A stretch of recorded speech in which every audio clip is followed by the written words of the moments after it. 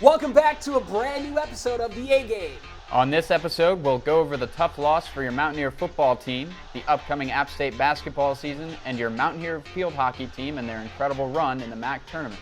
And as always, you'll hear our takes on NASCAR, the end of the World Series, and another crazy week of college football. And we'll also have a special segment on the upcoming World Cup and what to expect.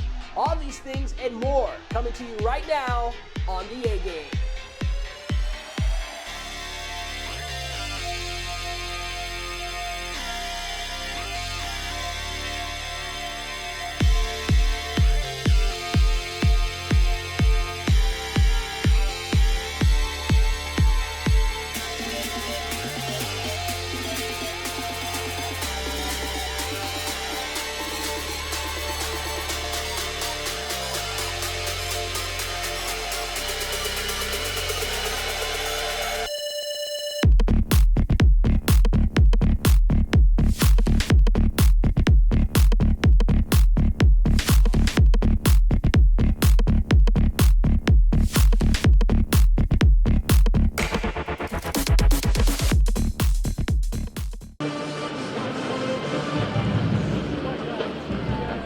Guys, it's so great to be back here on the A-Game this week. Unfortunately, the Mountaineers are not having as good of a time. They suffered a tough loss against Coastal Carolina. What went wrong? I don't know. For me, it's just another game with less than 100 yards rushing. We just can't get that offense moving early. Me personally, I think our running game is like our main thing on our offense. I think that it opens up a lot for the pass game. I think that it gets everybody moving and going. And every loss this year we've had, except from UNC, we've had less than 100 yards rushing. So I think that that's a big problem for us when we can't do that. Yeah, I mean, the score makes it look a lot closer than it appeared. I thought we got dominated. We turned it over twice. Coastal dominated in time possession. I think they had the ball for almost 15 more minutes than App State did. We talked about the run game. Cam Peoples, our best running back, only got 7 carries. Granted, he was only averaging 3 a carry, but you expect him to get the ball a lot more than he did. But what I learned about this offense is that we're not a bad passing team, but we are when we have to pass, because we use that run game to set it up, and when that run game isn't going, then the pass game has no kind of, effectiveness.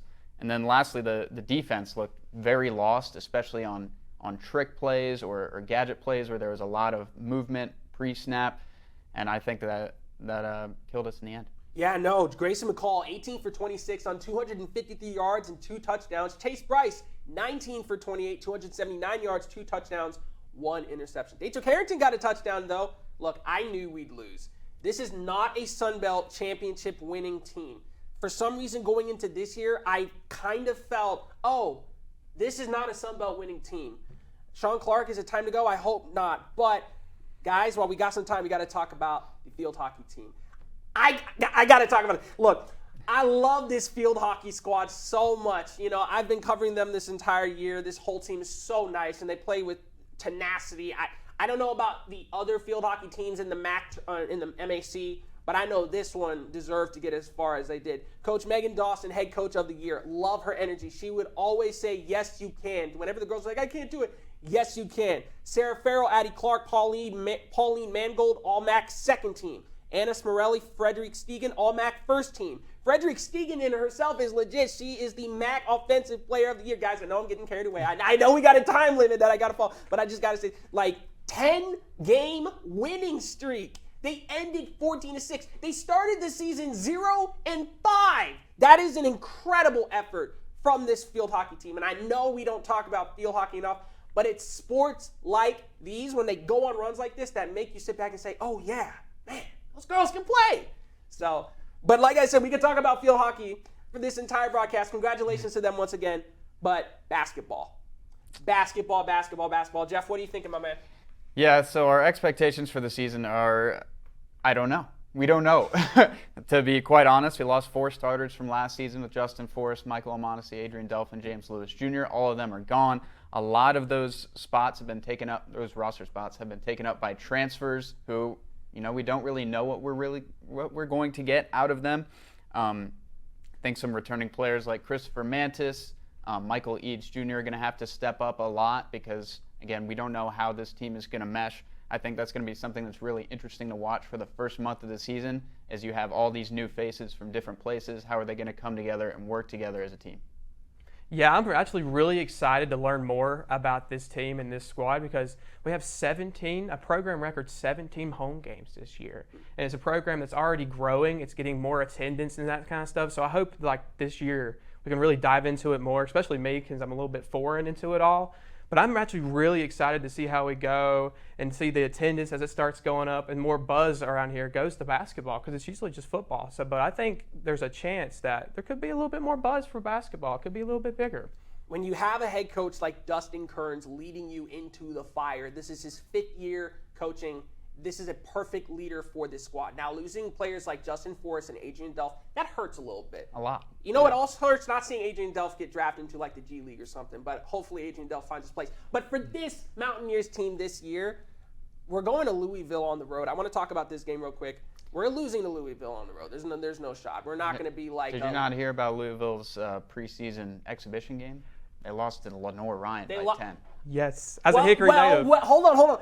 Exhibition, though. Exhibition. Look, I hope we win.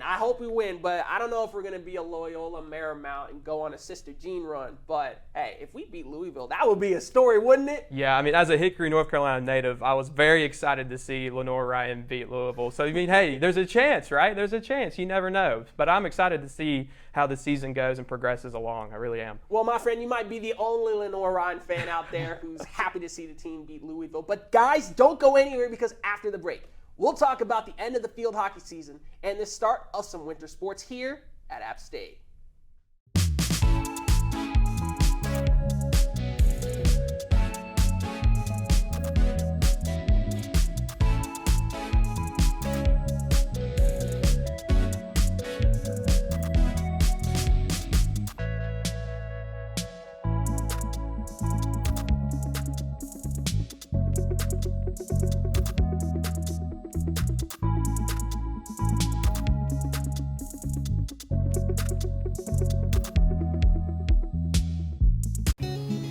Life is a journey. We're told that there are mountains and valleys before us. A mountaineer trudges through. Where others see an obstacle, a mountaineer sees an opportunity. A mountaineer climbs tomorrow's mountains today. So what is a mountaineer? A mountaineer is you.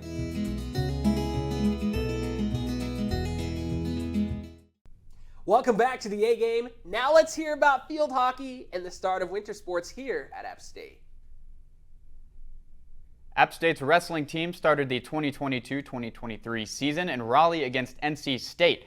The Mountaineers got 3-point decisions from Will Formato and Sean Carter, winning in overtime. Caleb Smith had a third-period takedown overturned, and Sean Carter pitched a shutout. The team lost 26-12, but pulled out some big individual wins against ranked wrestlers. This coming weekend, App State will host the Mountaineer Invitational in Boone. The App State men's basketball team is back and ready to kick off their season on November 7th against Warren Wilson College. Fifth-year head coach Dustin Kearns looks to lead the Mountaineers to another winning season and a potential Sun Belt tournament victory. Senior forward and leading rebounder Donovan Gregory will be returning and leading the team into the season. Also returning are juniors C.J. Huntley, Xavier Brown, and Michael Eads Jr. After the season opener, the Mountaineers will host North Carolina Central at home, then travel to Kentucky to take on Louisville. Now, we'll hear a post-game press conference from the men's basketball season opener. First of all, I credit Warren Wilson for coming up with a game plan that we weren't expecting. We had not, they'd never played that way with the pressing, the trapping, and I credit them for coming up with an idea to, make the game ugly. We just had to adjust. We were not expecting that at all. And so, total surprise. But you know what? Our players did a good job adjusting. Proud of our guys, proud of 30 assists, but also your opponent has nothing to do with your free throws. 39 for 43. I just heard we also broke a scoring record. Well, first things first, we broke a record as a team, most points ever in a single game here at App State. That's a huge accomplishment for us because, as you can tell, we share the ball a lot. I'm not shooting those threes, and we got guys like him, all of our point guards, our bigs kicking it out, we're finding guys. So we shared the ball great tonight, and, you're going to see that all year long from us. App State's field hockey team finished runner-up in the MAC Conference tournament. The Mountaineers defeated Kent State 1-0 in the semifinals with a goal from Charlotte Bosma. The team made it to the championship but ultimately fell 3-1 to the University of Miami, Ohio. The only App State goal came from Rachel Fleig with an assist from the MAC Offensive Player of the Year, Frederica Stegan. This was the first conference appearance for the Mountaineers after a 14-6 season and 10 consecutive wins. Anna Smorelli, Allison Corey, and Frederica Stegan were named to the all-tournament team. This was a historic season for the App State field hockey team, so congratulations to our Mountaineers. Stay where you are, because after the break, we'll hear our takes on NASCAR, the World Series, and college football. Let's go! To a place where you can grow. A place to be heard. And take a closer look. A place where you can crush it. And push yourself. A place to find your voice. This place rocks. And rolls. A place where you can get out. Way out! A place you'll never forget. So where is this place?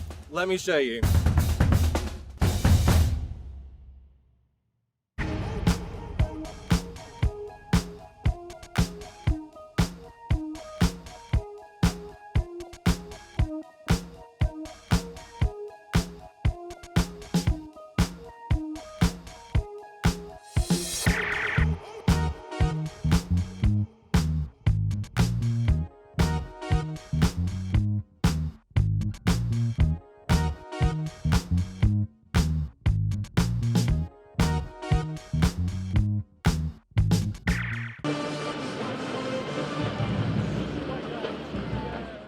Once again, welcome back to the A-Game. And now for the final time this year, Noah, give us your NASCAR takes. What happened in the championship? Jeff, I hate that it was the final time this year, but hey, best races of the year, arguably, unless you go to Talladega. Look, starting off with the NASCAR Camping World Truck Series, again, the third highest level of NASCAR, Zane Smith finally got his first championship.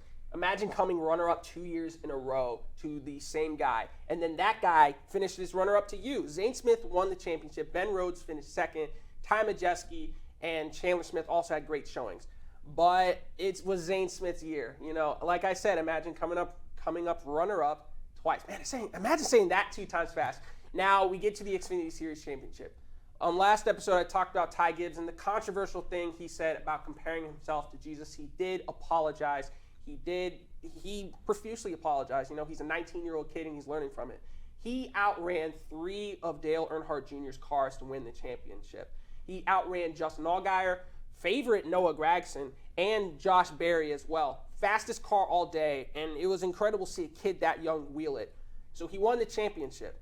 Now, on the day of the NASCAR Cup Series Championship, news broke. Well, rumors were floating around, and a lot of people were being respectful. They did not want to speculate what was going on. But it was announced that Ty Gibbs' father, Coy Gibbs, who was at the championship race, watched his son win the championship, passed away. He was 49 years old, I believe. And just in a serious moment like this, you know, you talk about a kid like Ty Gibbs, who has said some things and done some things, but I cannot imagine the position he's in to go from winning the championship to losing your father in pretty much the same night.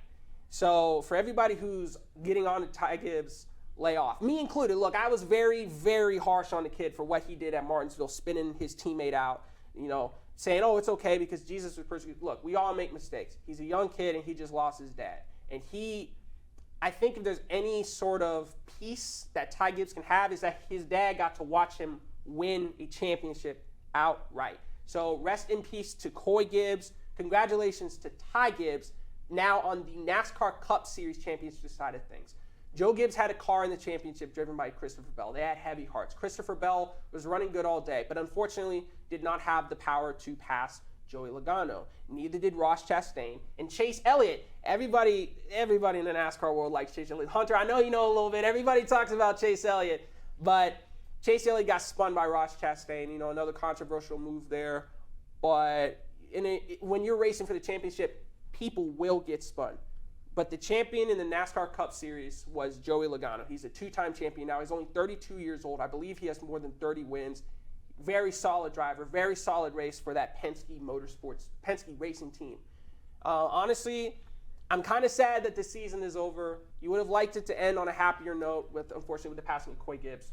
But that's the final NASCAR segment this year, and now you guys don't have to worry about me talking about it until next year. Now, Hunter. Our producer may not be very happy with this segment, but what happened to them Phillies in the World Series?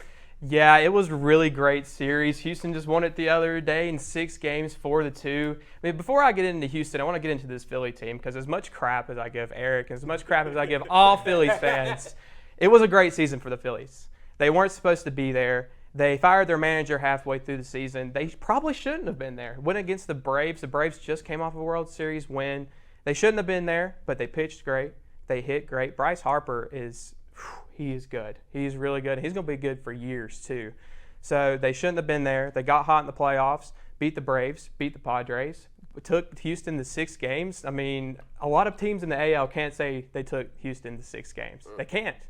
So I'm happy for the Phillies as much as I don't like the Phillies. Sorry, Eric. But I'm happy for them as how they did it. But, I mean, I really want to talk about this Houston team. They are the real deal. They're good. And they have been for years. Everybody gives them stuff about the cheating scandal, but this is a new team. They're a couple years removed from it, and they're good. They got great pitching. They got great hitting, and it came out. I mean, Phillies came up in game 1. They hit them at home, and they took the 1-game lead. And then Houston came back the next game, beat the Phillies. I mean, Framber Valdez came out that game, 9 Ks, 6.1 innings, and 1 earned run. I mean, as soon as the Phillies thought they were going to start off good, Framber came in, stopped them.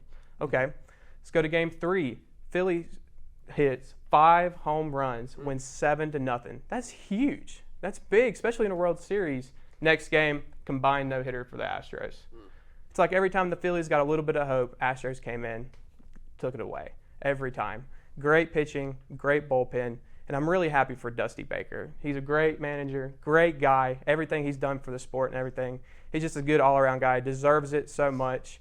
And honestly, Jeff, a little bit of time. I know you don't know much about baseball, but does this negate the cheating scandal? It has to. It has to. I mean, they did it clean. I mean, Correa's gone, and they still brought in a shortstop like Jeremy Pena, who won World Series MVP. And you still have a lot of those core pieces from the previous team. So, absolutely, I believe that. Yeah, I agree, too. I think it's time to set it aside. I think it's time to let that go because this is a new team. They aren't cheating anymore, or at least I don't think they are. you hope they're not. I mean, I think it's time to let it go. I think it's time to enjoy this winter and then give them the props they really deserve. Well said. Yeah, Wow. yeah. So now, Jeff, going back to you, you're a resident college football fanatic. Run us through this weekend. Well, it was a pretty chaotic week with a big shakeup in the playoff rankings here. So first we're going to start with number 1 versus number 3, Georgia against Tennessee. And Georgia absolutely dominated them this past weekend, 27-13. That pretty much cements Tennessee as out of the SEC championship.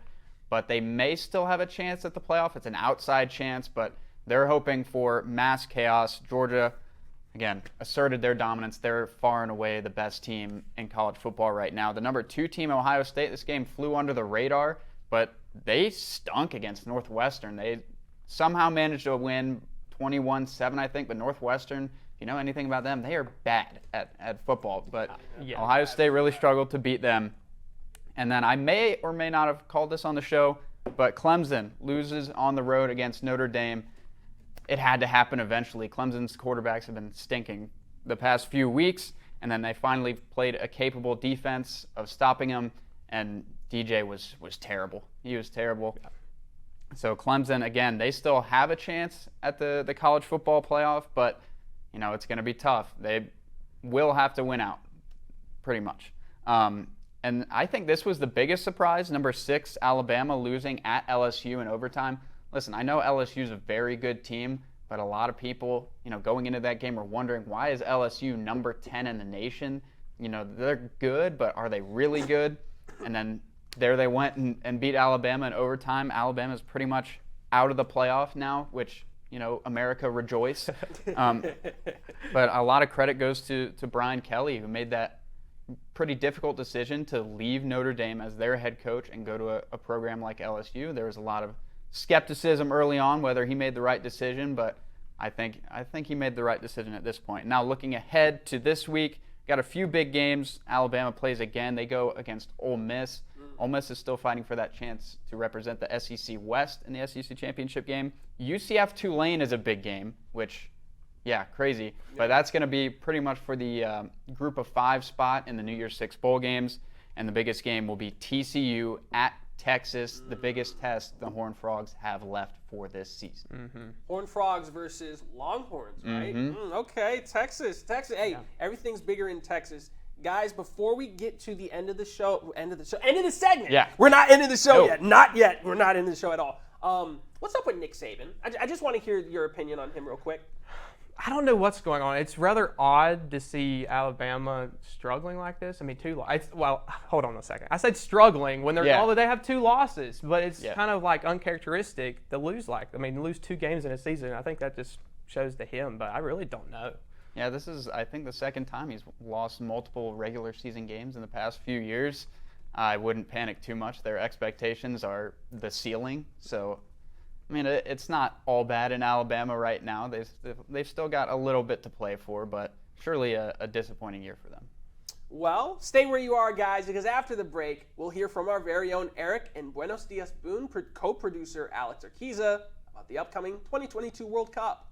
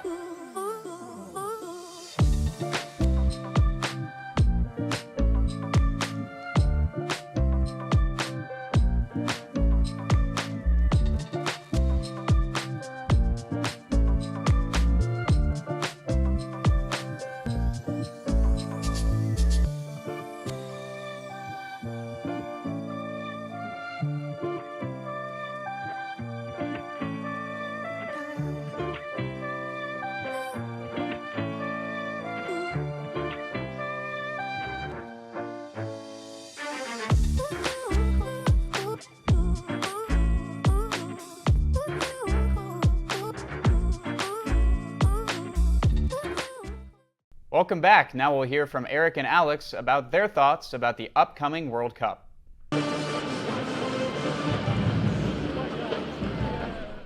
Welcome back to the A-Game in our special World Cup segment here. I'm Eric Fisher, and I'm joined by Alex Urquiza. Now, Alex, the biggest sporting event in the world is finally back once again. Starting with the group stages, what do you think? I'm looking towards the World Cup, man. Been waiting 4 years. November 20th, right around the corner. Let's go ahead and get started with Group A. So with Group A, we got Netherlands, Ecuador, Senegal, and Qatar. Looking at this group, I think the Netherlands is winning the group. Who do you think is winning the group there? I feel like it's every year Netherlands is a pretty hefty favorite going in the World Cup. They just naturally are. So I don't see why they don't win it. But I do have Senegal coming second. I think that's what you said as well. Sadio Mane, you know the joke saying he's the best player in the world. I love Mane. I'm a big fan of his. But I think Netherlands should easily win all their games in this group. I'm going to be honest, I don't think the Netherlands are winning. I don't think Senegal is going through. I actually think Ecuador is going to go through instead. Okay. Ecuador was the 4th best team in CONMEBOL. They had a bad start the last 5 games, only winning the last one. But besides that, throughout the whole CONMEBOL qualifications, they've been on form. And they have a really young team as well. They got young players like Moises Caicedo and Pervis Estupiñán, who both play for Bryant, coincidentally. And they are about to reach a golden generation if all these players reach their potential. Yeah, this is definitely the start for them to get a run here. I just don't know if it's yet. So I'm going to go with Senegal and some of that veteran experience. But looking at Group B, the popular group, England, USA, Wales, and Iran. I just said in the order that I think it's going to finish. I'm being optimistic with the USA here. I'll say my hot take now with it. I will say England wins the group. I think that's kind of obvious. Mm-hmm. And I'm going to be optimistic and say the USA gets second because I feel like I just kind of obligated to. I know you disagree with that. And then Wales third, and then Iran fourth. But I could easily see too. USA, I don't really know what to expect. I could see them easily getting fourth in this group.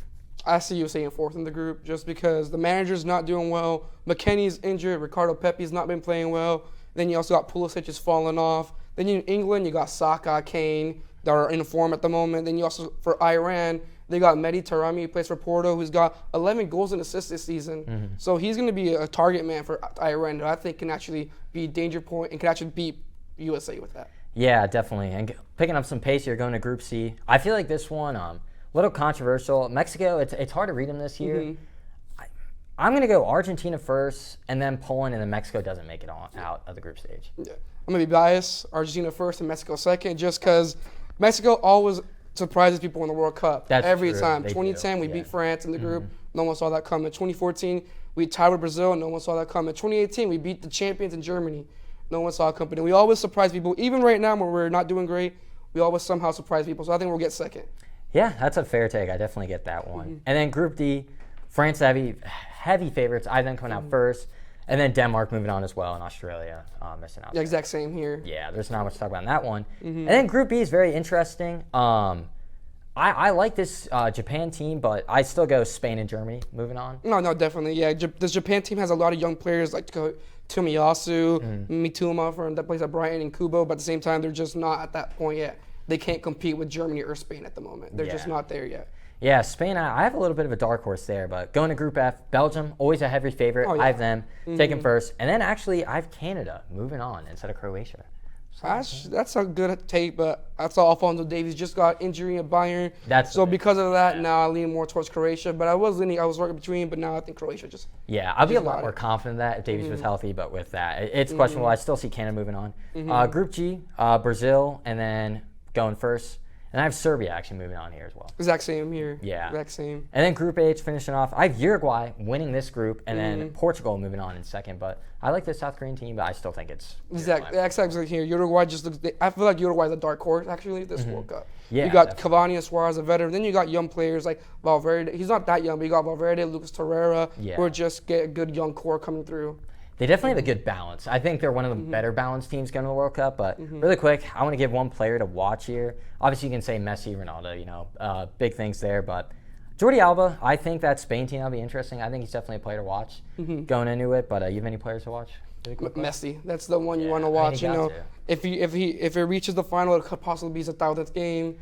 So it's just on the roll. Messi's on fire this season as well. He's got like 11 goals and 14 assists, I believe, this season with PSG. He's just a man right now. He's carrying Argentina with 36 games.